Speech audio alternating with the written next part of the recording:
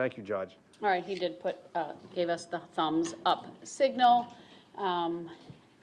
We're here today to address the state's request for additional restitution.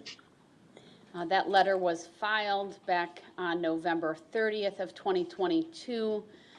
The court had given Mr. Brooks until January 3 to file an objection, and a response was filed that the court interpreted as an objection. Since that time, Attorney Covey has been appointed to represent Mr. Brooks in the appellate process, but you are appearing here today, and we are thankful for that.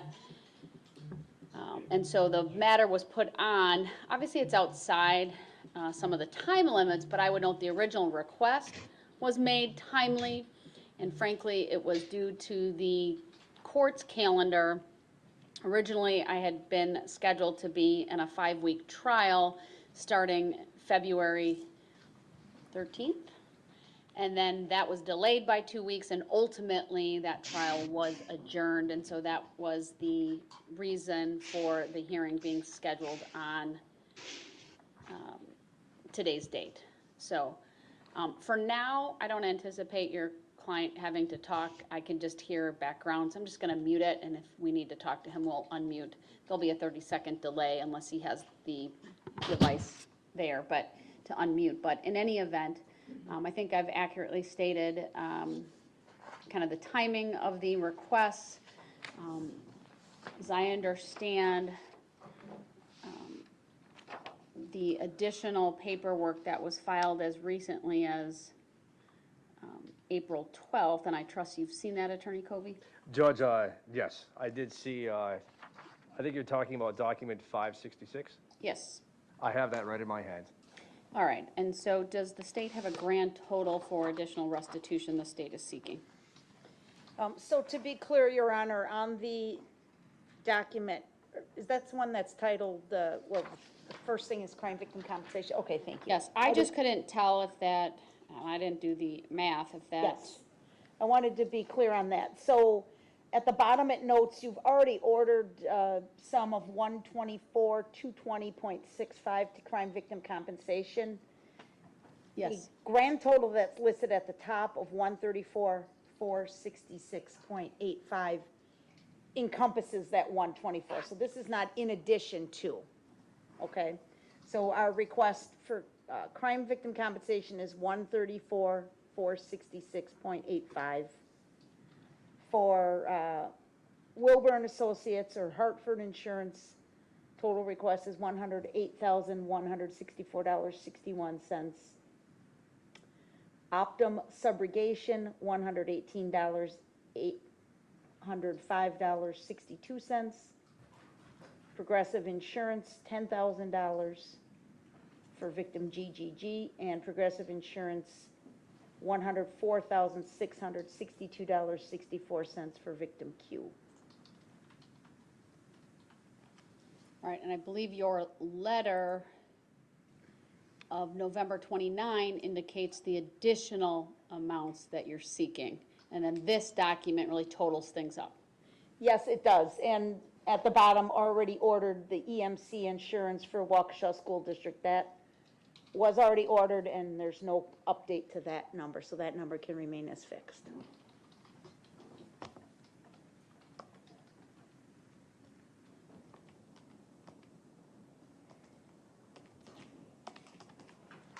I'm just going to do a quick calculation to determine the additional amount to crime victim compensation the state is seeking. Looks like that's $10,246.20. I'm sorry, could you repeat that number? Assuming I hit the keys on my calculator correctly, it's the difference between the 134 plus minus the 124, and that's $10,246.20. Yes, we agree with that. All right, and then the additional other amounts to other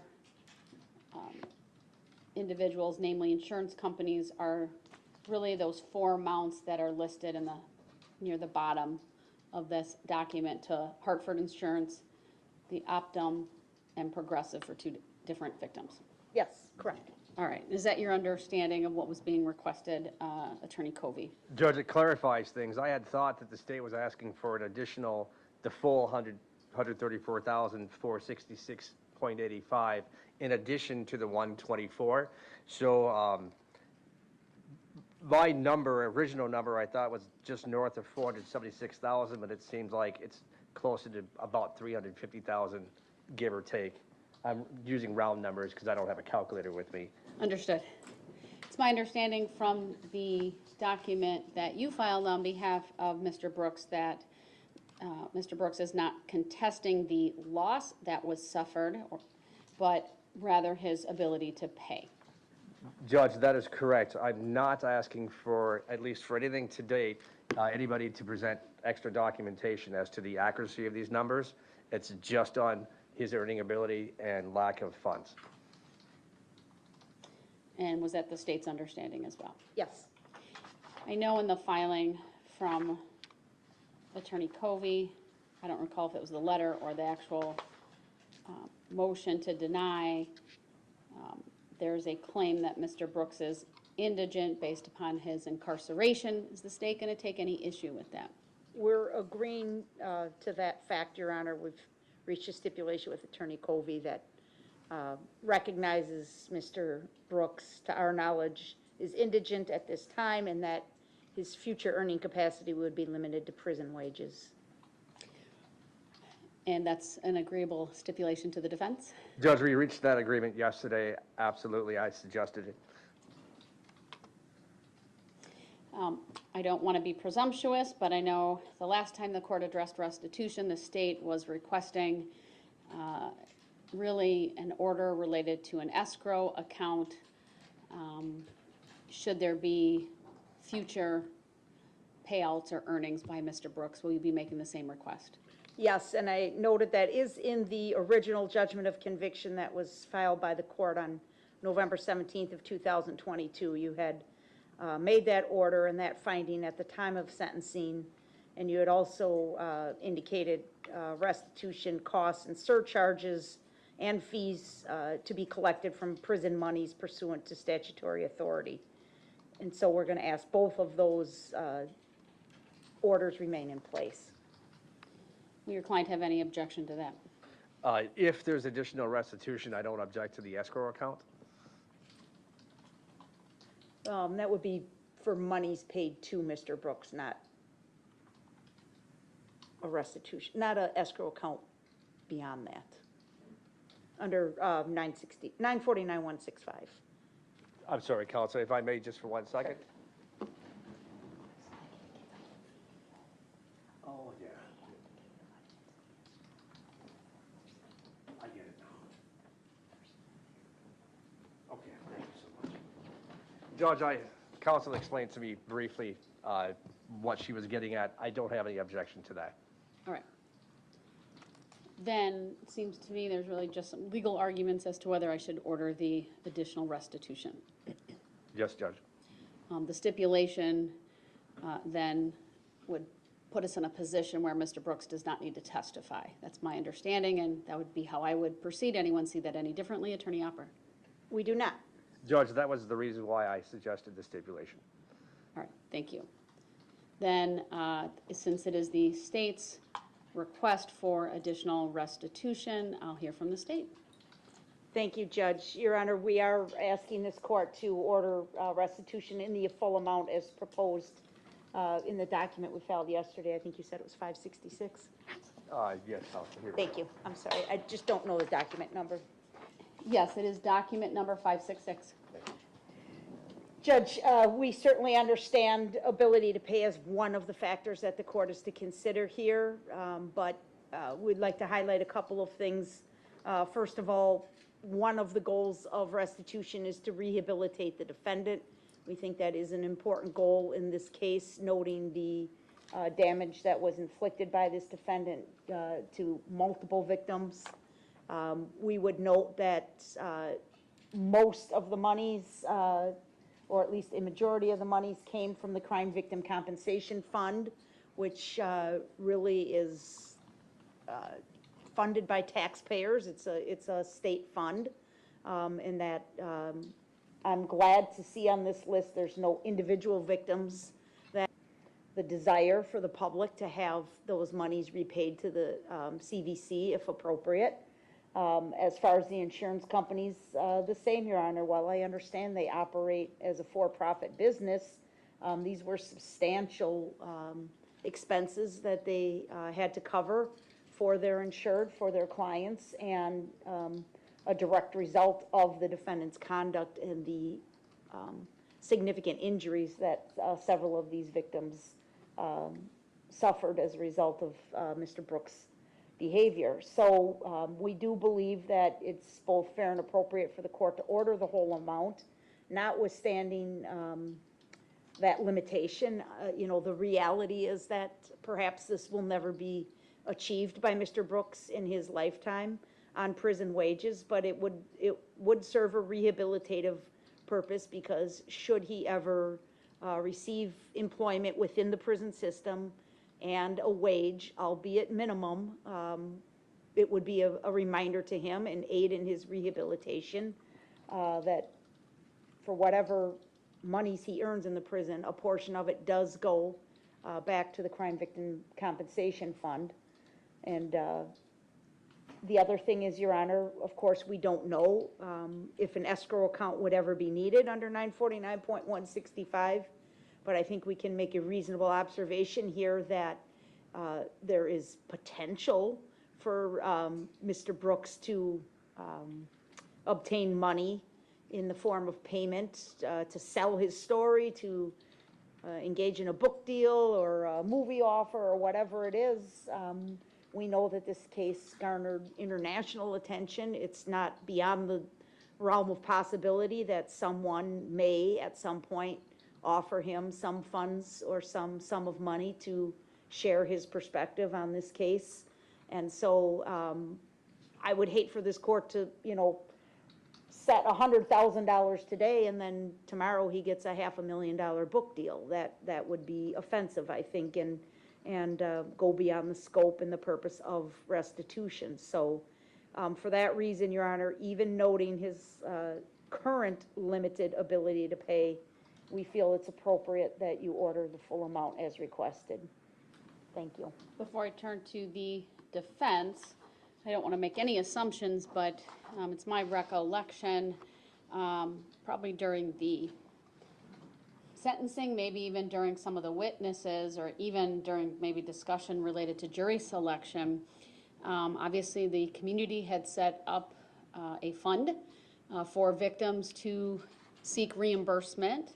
It's my understanding that this restitution amount that's being requested would be larger. I don't know if it would be substantially larger if all losses were being requested by the state. That's an accurate statement, Your Honor, and I think it's very fair to say it would have been substantially larger if it not had been for the generosity of individuals who contributed to those funds. As I recall, were there millions in that fund at one point? I believe that's accurate, yes. I've confirmed that. All right, and then I had also heard, but I don't know if there's any truth to this, but that at one point Mr. Brooks himself may have demanded payment to talk to a news organization or some media outlet. Again, I don't want to make assumptions, but I had heard that at one point. Attorney Wichow and I are, I've heard that as well, but I can't confirm that with any certainty, Your Honor. All right, thank you. Then turning to you, Attorney Covey. Thank you, Judge.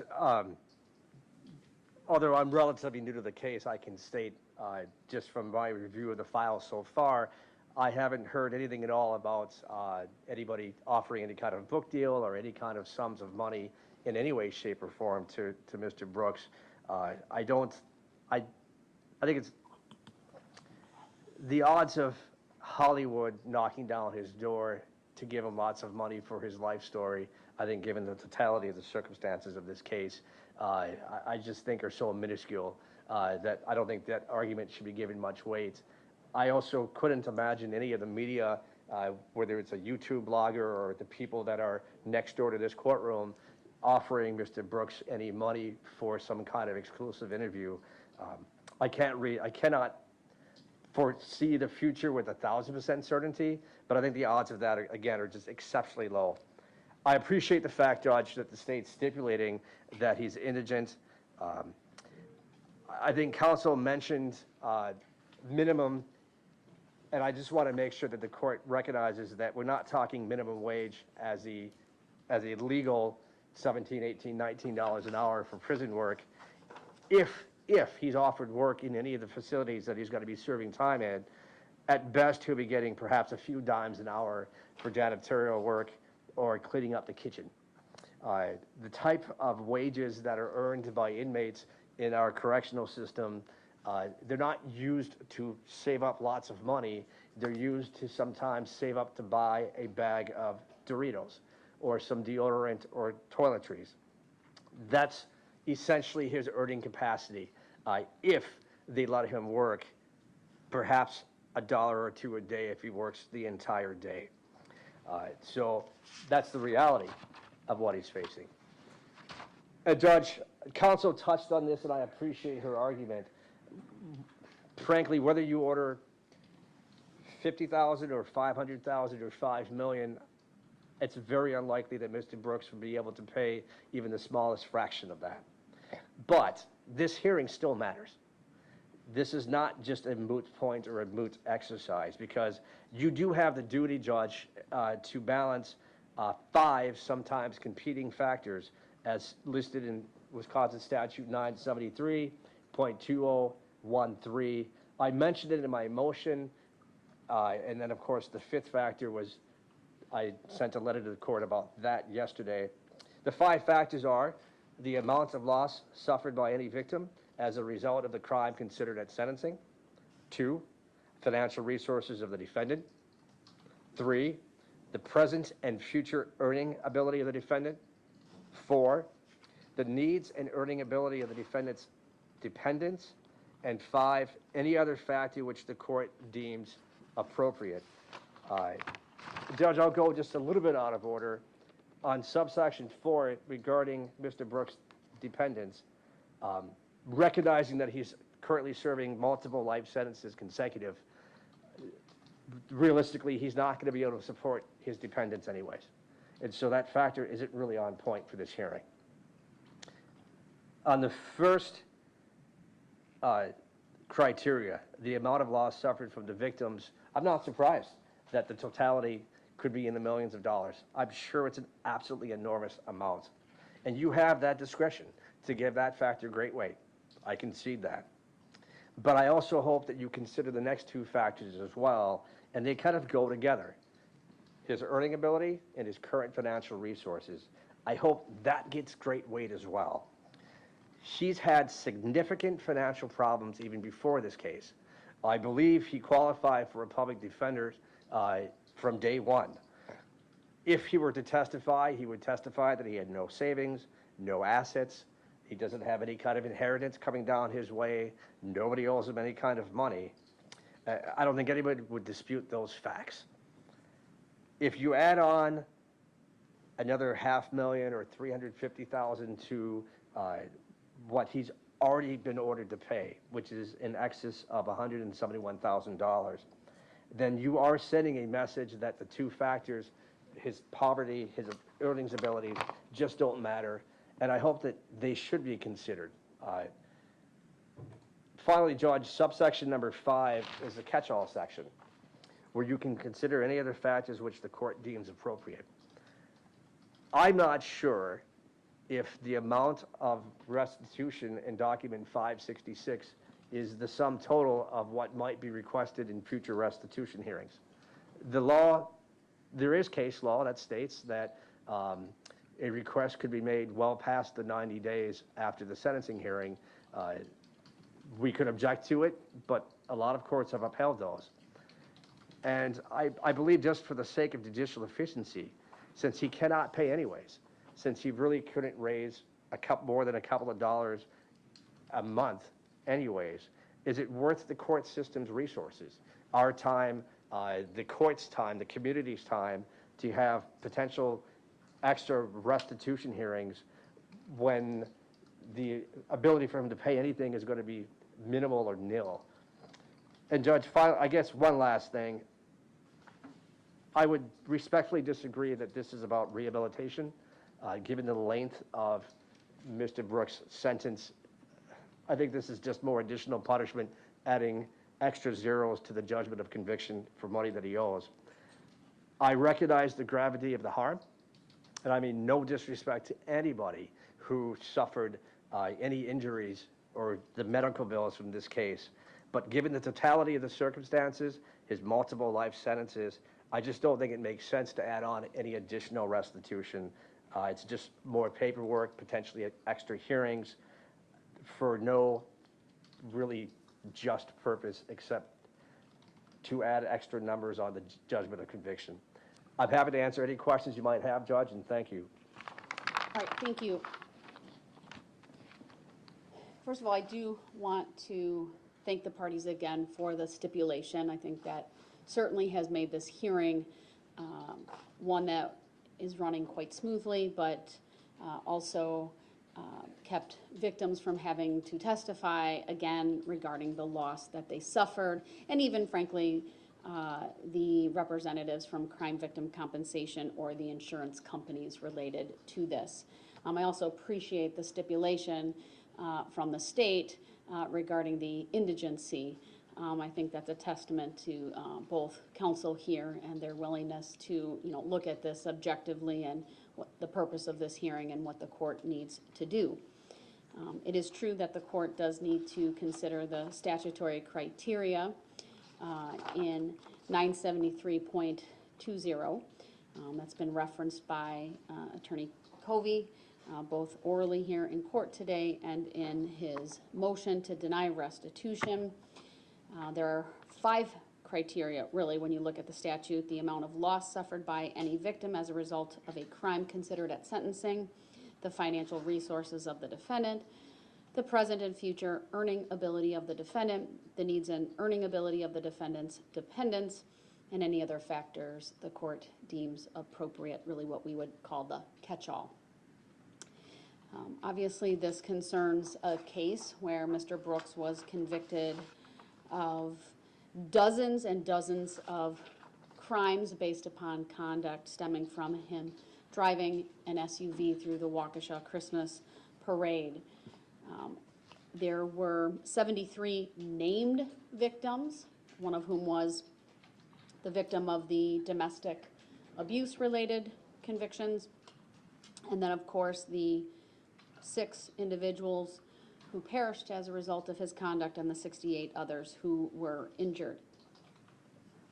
There are family members that are represented by each of those victims as well. This was and remains a very significant crime that has and will have lifelong effects for not just Mr. Brooks, not just these victims, but the community as a whole. And the losses that were suffered apart from the death and the injuries is only in part represented by the dollar figures that have been requested by the state on behalf of the victims. And that's what prompted one of the questions to Attorney Opper is that there was, and I think perhaps, I don't know if it still has any money left in it, but we know that there was a fund set up by community members, really funded, I'm sure, if you were to look carefully, probably internationally, with millions of dollars that helped defray costs and the loss to many of the victims. There was testimony, whether during the trial or probably more at the sentencing, of individuals who did not have insurance and suffered out-of-pocket losses, and thankfully the community stepped up, crime victim compensation stepped up, but it would have been significantly more in terms of the dollar amounts that the state is seeking, but for that fund that had been created and used to help the victims of Mr. Brooks's crimes. And so I think that's an important consideration for this court to consider. In addition to the type of loss that was suffered here, I mentioned this earlier, there was death, great bodily harm, certainly emotional and physical trauma, and because this involved a parade and Mr. Brooks driving through it, there's also that sense of security and safety in our community that he robbed not just the parade goers on that fateful day, but really the community, the state. I think anyone who's heard anything about this case would feel a real sense of security that was stolen by Mr. Brooks. I do think the state's argument on rehabilitation is a solid argument. The bottom line is Mr. Brooks completely minimized his conduct both during the trial and at sentencing. And it is important, if only symbolic, that while he is in prison for the rest of his life, that whatever meager sums he might make with a prison wage, that there be a reminder to him why there is this deduction from his monies, that his ability to go to the canteen or to buy some extra item that's not otherwise provided by the prison, that there be that reminder to him that he doesn't have even the full access to whatever money is on his account. Now, I'd remind everyone, the law caps what that deduction will be at 25%. I think that's a very clear recognition by our legislature of the balance that the system needs to have as it relates to prison monies. And I think that's an appropriate cap. I also think it's important that this court consider that the vast majority, I shouldn't say vast majority, but a significant amount of the restitution is to crime victim compensation, which is a state fund, largely, if not all, funded by taxpayers. And even if there were some grants that are there from federal resources, which I imagine there might be, that's still taxpayer funded. And so I think that's another consideration for this court to look at and consider. Now, I do have to balance. I'll look at all the criteria. Obviously, significant amount of loss. That's criteria reflected in sub 13 sub A. Sub 13 sub B, the financial resources of the defendant. Clearly, they are extremely limited at this time. However, there is absolutely no doubt in my mind that the possibility exists for Mr. Brooks at some point in the future to possibly profit from a book deal, a made-for-TV movie, a movie, whatever it may be. Maybe it's just doing an interview or whatever the case may be. I don't think that can be ruled out, even if he is obviously the person who was convicted of that, but there was international attention. This court had Court TV in to stream the trial. This court has always streamed every hearing as it relates to this case, in part because of the number of victims, and I could not, I don't have a courtroom big enough in this county to hold all parties involved. Certainly during the trial, this courtroom was packed on a daily basis. And to say that the trial went viral, I think, would be an understatement. And so all of that relates to, though, that catch-all factor and the possibility that Mr. Brooks could come into a sum of money at a later point in time because of the story that he could provide or tell on his own behalf. You need only look at Netflix to know that crime stories are incredibly, they're things people want to watch.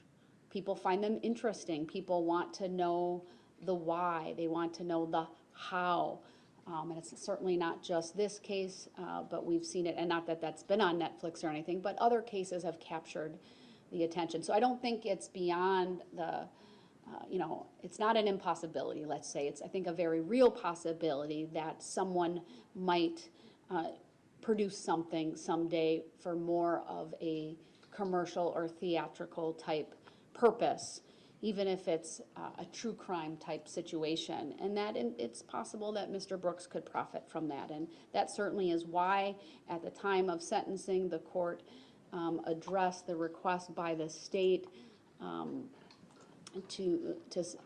related to the escrow account. I think that's important to do that here.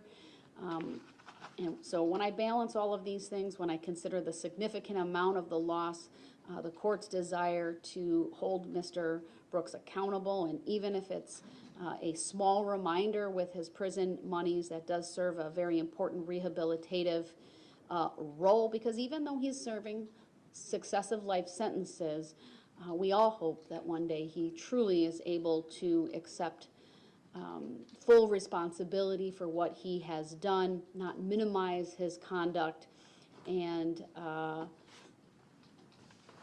so that this award of restitution in full, as the state has requested, is important.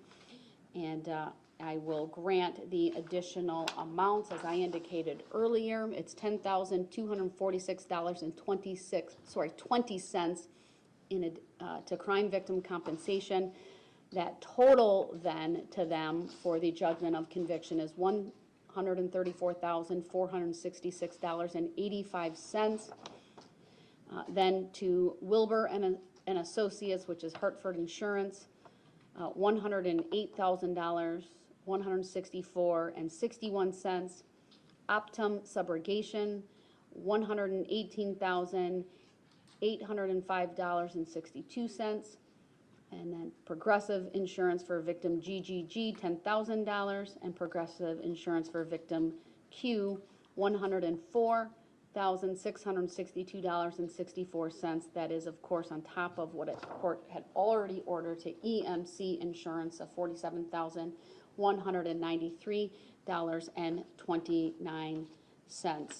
So again, I'll grant the request of the state. We'll also include that it be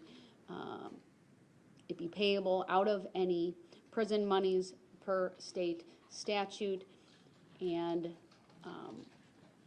the court under 949.165 makes the additional amounts of restitution ordered today subject to the escrow account under that statute. Anything the state thinks I've overlooked as it relates to this? No, Your Honor, thank you. Anything the defense thinks I've overlooked as it relates to this? Judge, I think I'm good. I'll just let Mr. Brooks know that I'll set up a phone call with him soon. If you could just wave your hand so I know that you heard that, sir. Oh, and Yeah, I he did. forgot to state this at the beginning of the hearing. Obviously, it had made reference to the video conferencing. He's appearing through the Zoom platform through our technology. It's working. I can see him. You can see him. He's indicated twice now that he hears us. Clearly, the technology is working, and it meets the minimum standards for video conferencing. And given that there was no testimony that was taken today, too, it was obviously very appropriate for him to appear that way. He has 20 days from today's date to appeal the decision of the court. I will, of course, make sure an amended judgment of conviction is done as quickly as possible, get that signed, and that will be uploaded to the e-filing system. All right, thank you, everyone. That does conclude our hearing today. Good luck. Thank you, Judge. Thank you, Judge.